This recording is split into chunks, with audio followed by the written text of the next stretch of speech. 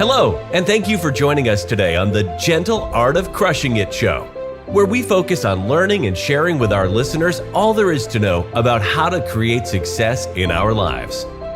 This show stands on the shoulders of giants.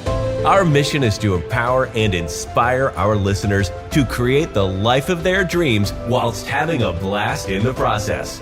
Let's celebrate life together. Welcome to the show.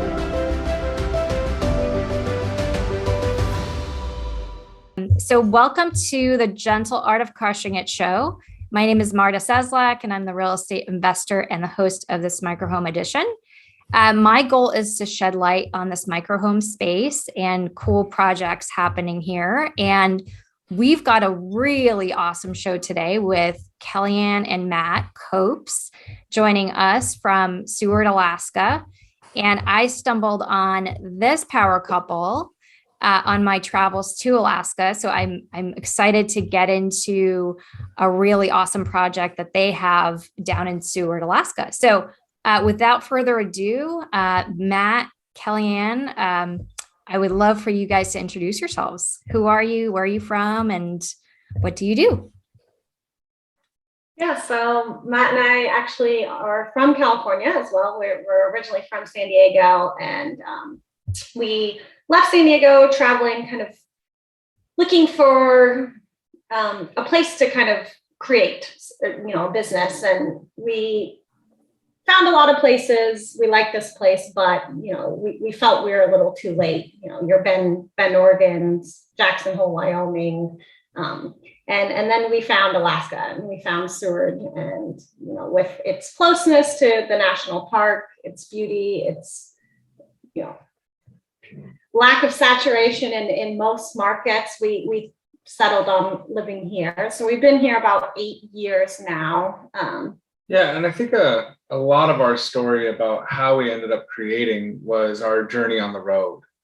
I don't know if we actually went out to go see if there was a place to create. We were kind of looking for a place to be ourselves. And I think through our travels, we found that ourselves were people that wanted to create. And so every night we kind of sit around this campfire and talk about if we ever had the opportunity, what would we do?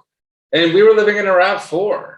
It wasn't like a van, no hashtag van life, no big Instagram filters. It was rugged, and it was fun, and it was great. But we just knew we didn't want to have that opportunity rot.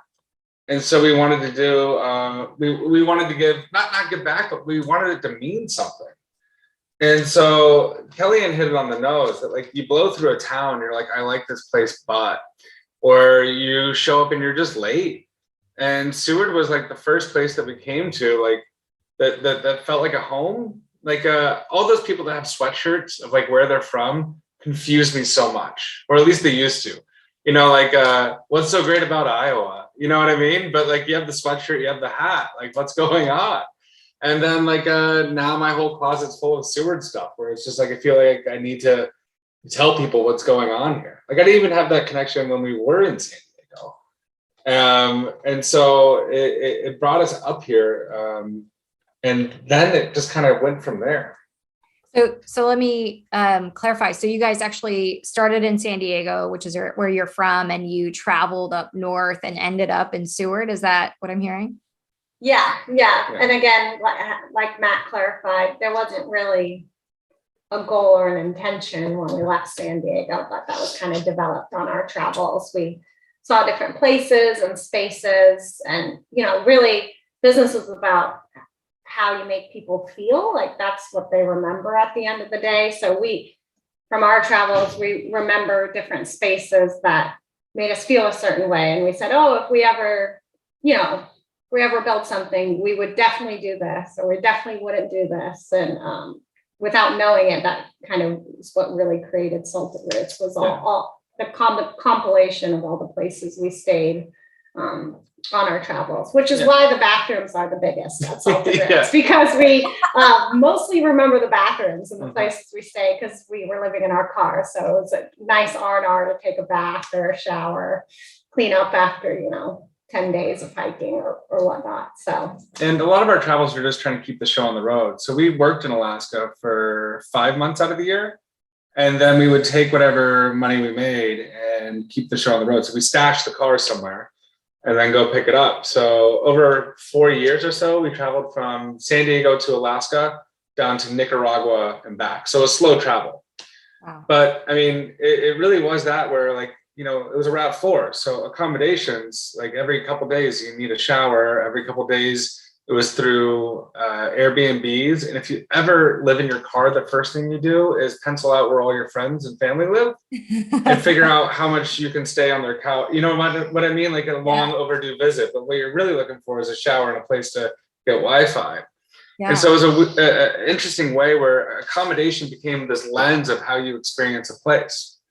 It became a lens of how you even judge a town. Do you know what I mean? Like, so we knew that it had to be a win, because in our workings in Seward, there's weather days where all your tours get canceled. And like Seward is a bucket list item. I mean, people save up their whole lives to get here. And then what do you mean? You can't go see the whales because there's a big storm in the Gulf of Alaska? Oh wait, there's a landslide and you can't go see the glaciers or something. Like there's a lot that can get in the way. Yeah, I can't tell you how lucky we got when we were there. Yeah. Literally the whole week was perfectly sunny. And my girlfriend was like, I don't know how it happened, but it's been raining here for the past month and a half. And you just happened to stumble on the 1 week of sunshine. I'm like, I don't know. It was meant to be. And for your listeners, that is accurate. When you say it's been raining for a month and a half, that's the truth. It's like, so it goes through that where we just knew we had to have an accommodation where when everything goes sideways, there's a place to go. Because like travel for us really begins when things go sideways, when there's problems, when there's complications. That's when you're traveling. Everything up to then is, you know, kind of a mental break or whatever. But when things go wrong, that's where it gets interesting. So we built a place that we thought could be a canvas for people to dial in whatever it is they want to dial in. We wanted to be flexible. We came up with all these goals. And again, as we traveled, we would go through different places and say, I like this, I like that, I don't like that. Instead of looking through catalogs, we were looking at places as they come along. So it was pretty wild. Yeah, awesome. Real life experience, hands-on experience. That's awesome. Okay, so I'm so in suspense to hear how it all went down. You guys are the owners of Salted Roots in Seward, Alaska. It's this amazing hidden little gem in Seward. And I must know, like, how did you find this like prime land on Resurrection Bay, like almost untouched? So just really curious to dive into your story there. Yeah, absolutely. So of course, I think for anyone, when you're thinking about buying property, you go through a whole range of places and ideas. And so, you know, we were looking at places already built, and there was a hotel for sale here in town, a small hotel, looking at that. But really for Matt and I, through the process, we really realized that what we had in our heads didn't exist in Seward. So we were going to have to build it. And it just kind of circumstances were great in the sense that one of my best friends here is the real estate broker, and she talked about an estate sale on some beachfront land at Lowell Point. And we went and looked at it, and it was that was the route we wanted to go. You know, we knew it would be a lot longer of a process, you know, that this land is off the city water. So we would have to build our own septic, build our own well. But we knew we could create exactly what we wanted there. And so that was kind of the start of Salted Roots. It kind of also afforded us time. Whereas, you know, when you look at building something that's already existing, you got to go and get that thing up and running right away. But with raw land, it allowed us to kind of work our jobs and save up money and try to game plan and build something from scratch. But on either end of it, we had people telling us it was, you know, buy something existing, do it. And then someone was like, well, do something different, buy raw land. And then on the other hand, when it came time to raw land, everyone was like, don't do it. Do you know what I mean? So there were a lot of voices telling us what not to do based off of their own personal experiences. And they were all right, you know, but it was ultimately the right choice because it worked out. Yeah. And I think for all, we actually have since then, we have bought an existing building, an existing business. So we've had both experiences, but I think the root of the decision for both was really for us for real estate was location, right? So this was a beachfront property on Lowell Point, and we wanted that. And the existing building we bought is right downtown on 4th Avenue, and we wanted that. Like location was really the driving decision maker. Yeah, awesome. So tell listeners what is on this plot of land today. Want to hear about? Yeah. So, right now we currently have 4 cabins, 2 2-bedroom A-frames, and then 2 1-bedroom cottages with a opening garage door for this open air feel in the kitchen. We're currently building a 5th micro cabin. We're converting a 1970s German airport people mover bus and building a little A-frame on top of that. And that will be our efficiency unit on the property, kind of our ode to the road for when we were living on the road. We don't want to price out people like us who come to Seward, when we were traveling. So we're currently building the retro bus, and that's currently what's on the property. We also built a little sauna, outdoor wood burning sauna. We have a nice fire pit orb. And then on the beachfront, we have lots of plans there, but right now it's just a nice wedding platform for people who book out the whole property and want to enjoy the privacy of the beach themselves. And I think that was a big part of it. Like when we say we have big plans, these were plans that we had to essentially put down on paper before we even broke ground. We mapped out every tree on the property and tried to figure out how to build these units that they would be private, that they would each have their own individual characteristics, but then they would be supported by the utilities that we had to bring in. So, it was kind of funny. Like I went out there with a flannel shirt and an axe thinking I was going to like Paul Bunyan the property, and then quickly got chased off the property by some ravens, and then came back with a chainsaw.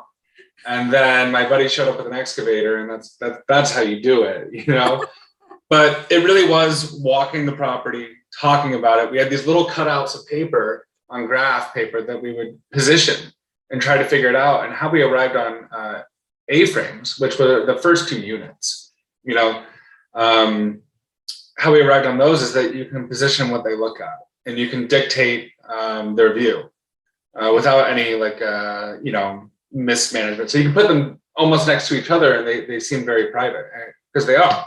Right. But all that was essentially put down and planned and waterfalled out. So we had 4 phases that I never thought we would make it to phase 1.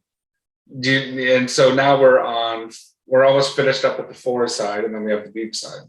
Once we do the bus, we're done with the forest side, and then we'll concentrate on the beach side. But all that started with the septic and the well, and making sure that the right trees were down, and that we were preserving the right parts of the property. And so it was a lot. I think it was probably 2 years before we actually started putting in the foundation for the A-frames.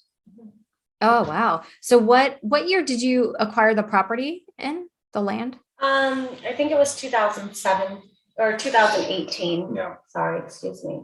And then we started building in 2020. We finished just in time for COVID. Yes. Correct. Wow. Yeah. And so you worked through the permitting process and all that when you got the land, is that right? Yeah. Luckily in Alaska, again, opportunity is vast here. We're the Lowell Point is outside of city limits. So unlike our other business here in town, we didn't have to get any city permits, just borough permits, which really involve just flood permitting, being that close to the ocean. But all of our cabins are built up on steel piling foundations. We kind of like that look, that Pacific Northwest lifted look. Yeah. So just the flood permit really was all we needed. Of course, we worked with an architect and a structural engineer to, ease the conversation between the building team, us as the designers, and then structurally, for the engineer. So, but other than that, it wasn't really a long paperwork process. I would say there's like a little misconception where everyone's like, oh, you're out of city limits, you can build whatever you want. And it's like, maybe, but you can't finance it. And like if the bank is going to back what you're building, it needs to be insurable. And what's insurable is it built to code. Right. And so everything out there was built to code and inspected and stamped and approved. And so the only leeway, like permitting, really wasn't a hurdle. It was just making sure you're doing the right thing so a bank will finance you. Right. Yes. So speaking of financing, what was the initial upfront investment, and then how did you guys finance it?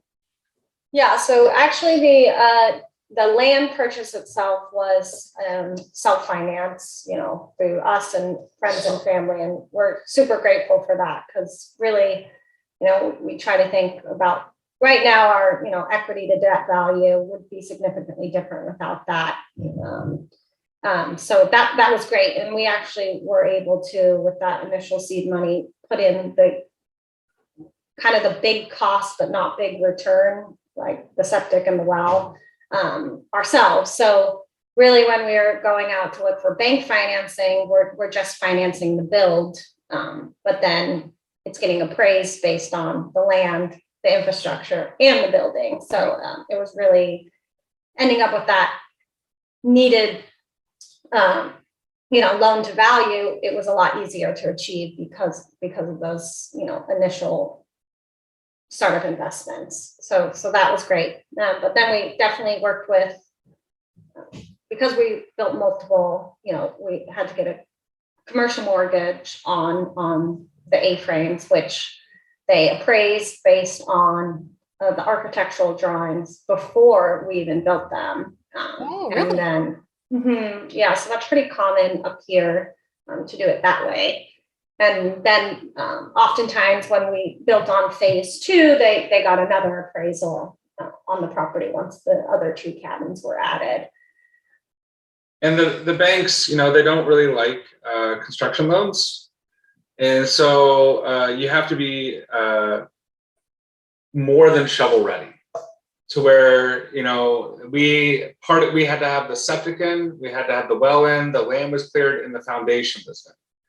And that was all mostly self-financed. And again, we did have help with friends and family to kind of get us there. But that was all to get us to a point where it was able to get a construction loan. And then the construction loan, like KellyAnn said, converted into a mortgage after that. And so it kind of flips around. But it really is, it's not a gamble, because it was very calculated.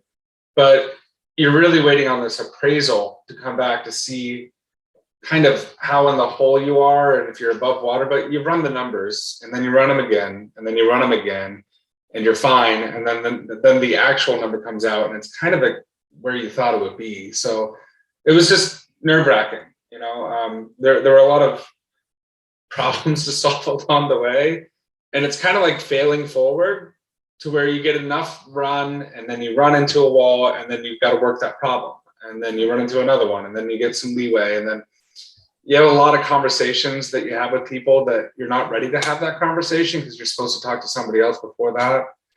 And so a lot of stumbling.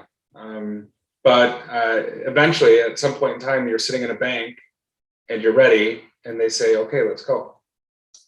All right. So what were, like, in your mind, as you think about what you guys have accomplished with Salted Roots, like, what are your top 3 lessons that you've learned in this process?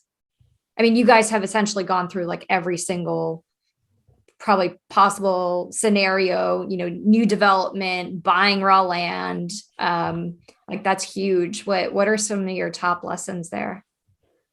I think what's important is all that pre-work, oftentimes it's hard. It's rewarding when you see tangible walls going up, right? But when Matt says things were calculated, they were very calculated. We spent 2 years collecting data. We got a market analysis about what the property could possibly be appraised at, and we made data-driven decisions. So like our building budget was based on what we thought it would end up getting appraised at, and what we thought it would end up. We rent these cabins as nightly rentals, so putting conservative 3-year financial projections together, and then we based our building budget off of that, because what can this sustain once it's created. And that's another thing with building versus buying is there is that time during the construction loan of 6 to 12 months where you're involved with the bank, but there's no income coming in. Yeah, sure, there might be some advanced deposits, but there's no income coming in. But banks, commercial lenders usually work well with interest-only payments for the first 6 to 12 months during the construction process, and then converting to a more traditional principal and interest after that. But I think that's the number one lesson is, and I'm a small business advisor here in Seward for Alaska Small Business Development Center. And, knowing the numbers, running the numbers, making data-driven decisions, that's the most important thing, with any investment, I think. Yeah. So being a unique place, sorry. I'm wondering what kind of comps were you kind of matching up your new development project up against? Is it just hotel spaces in the area, or how are you doing the comps in your data analysis? Yeah, so that's hard. I think, especially what our business model was always like, we're creating more than a bed. Yeah, we're catering to the next generation of travelers, and in our mind, what we were building didn't exist in Seward. So that's risky, right? That's risky when there's not really a market that already exists there, but that's also a huge opportunity. Totally. Because then you can hold the market share. So we had to balance out between, some higher end like Airbnbs, some smaller hotels, and really we were building these to be 4-season cabins, when in Seward, what had existed before was this kind of dialogue and notion that it's an 100-day season. So people building investment properties here, just, it's more affordable to build a 3-season home than it is a 4-season, but it was really Matt and my, based on the location of our property, to build 4-season cabins, because we believe that Anchorage folk would come down all year long to have some R&R at the beach. And so that was a risk we were willing to take, and it ended up working out. We're at 80% occupancy in the off season. 80% occupancy? Yeah. Wow. But it was something that we went into like our vision statement in the very beginning. And by vision statement, I don't know if we ever wrote one down, but it was definitely in the business plan, where the 100-day season or 120-day season, we figured, with Seward, there's such short accommodations that it would work out. So we put a lot of our time and energy into the shoulders, into the winters. And so KellyAnn, we believe all good things are local. And so we put together these retreat packages where we got local people to curate, things for our guests. And then also yoga, and that was part of the sauna that went in there as well, trying to give people an excuse to come down and plug in. Because, and again, like Seward has a lot of different accommodations, but not one meant for true relaxing, I think. I mean, at least that's kind of my take, like something where it's a immersive experience. Yeah. And so, yeah. But as far as I don't know, going back to the things that I learned was just be ready for the unexpected. And that involves also being lucky. And also timing. Like our hardware store in town went out of business the last month of construction. That's all of our lumber, all of our tools, everything went out of business. At the same time, COVID emerged, and it was we were open for a week, and then we had to shut down immediately after that. And so you're going to have these things pop up that are just completely out of your field of vision. But then you also get lucky too, where we found the right general contractor, someone that had a really good eye. He was building tiny homes in a town of 3,000. He was specializing in tiny home interiors. Like, okay, wow, that's really good. Wow, that And exists. then also, COVID ended up being a really net positive for us because we had all these pretty pictures, and because we just finished construction, and the entire city of Anchorage was sitting at home wondering what to do. And so we were just putting out these things, and it came back around. So just be prepared for the pendulum swing, and that you can always work it. There's always a problem to work. Yeah. High risk, high reward, right? So wow. So it sounds like you guys are doing probably exceeding. Well, let me ask the question. I was like, related to your business plan that you put together, how are you performing on the units today? Is it comparable to the business plan, or is it exceeding business plan? Like what's going on there? It's exceeding our, my recommendation for anyone as a small business provider is that your financials should be your most conservative projection. So, I think if you're doing it right, you should end up in actuality higher than that. So yeah, we thought we could spark some of the off-season market. We didn't realize we would still be employing full-time cleaners in the off season. So it's been great to have that come to life, I guess, but definitely doing much better than how we have projected originally. That's awesome. Congratulations. Kind of to dive into the operations of it, is it, are you guys mostly managing it between the two of you, or have you put any systems in place for it to be more automated? What does that look like today? Well, yeah, we've definitely taken more of a backseat now. And I think, because we just purchased a commercial building and a restaurant that we're very actively involved in the first year, just as we were with Salted Birds. We were doing the laundry, we were cleaning, we were answering all the guests' emails. But, I think any trajectory of a business owner should be to step away from the day-to-day. And, the name of your podcast, The Art of Secretly Crushing It. The secret is that you don't do it alone, right? You build up a team around you to help grow your branches. So we have a property manager who's employed full-time year-round, and she really does everything from our social media to,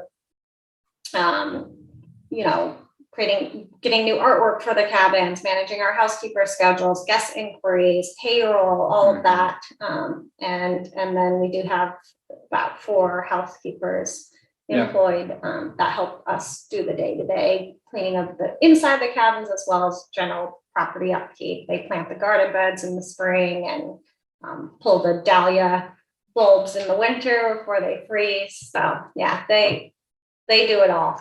But yeah, all that went to like a scalability, where it didn't make any sense to have anyone run the property when it was 2 cabins.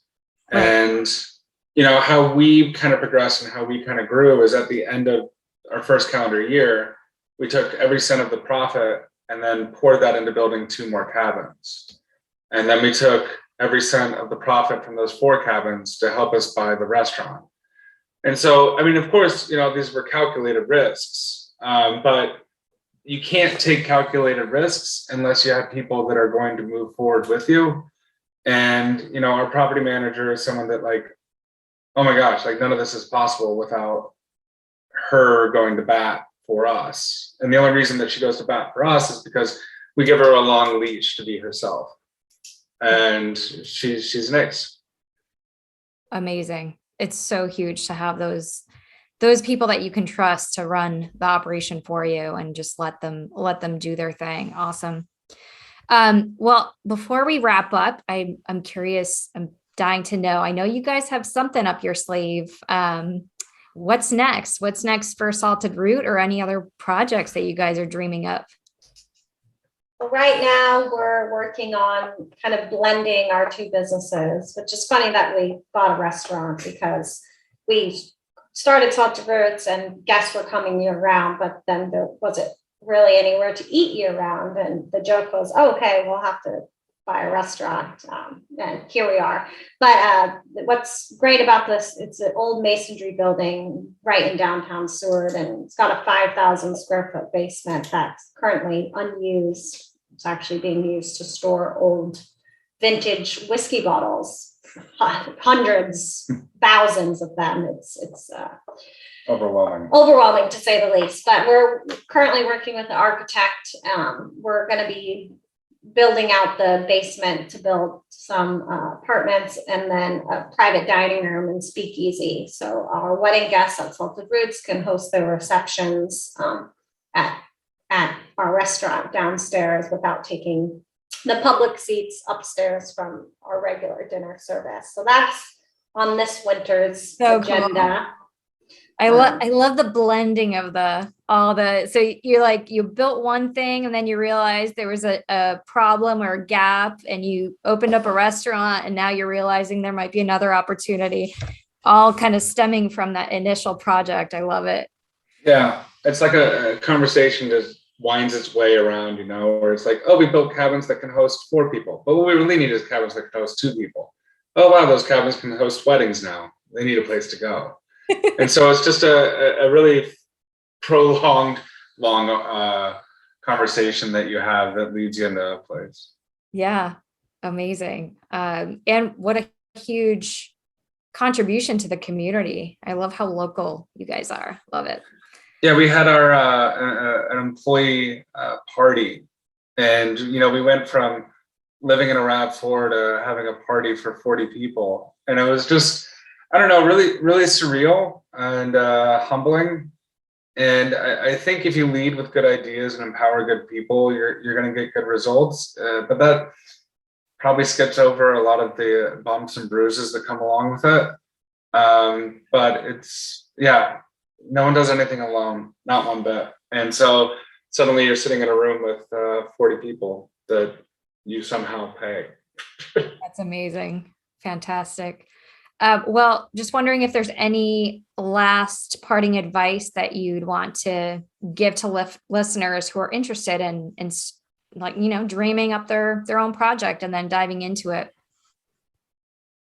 Well, I just want to share a quote, I guess. I've been really into this book by Danny Meyer, Setting the Table, that I've been reading recently, and I feel a big connection to this in our businesses, both in the architectural design of Salted Roots and the, hospitality demands of the restaurant. But the quote goes, in the end, what's most meaningful is creating positive, uplifting outcomes for human experiences. So again, as Matt said, we built our cabins for experience, not just a bed, more than just a bed. Businesses like life is about how you make people feel. It's that simple, but it's that hard.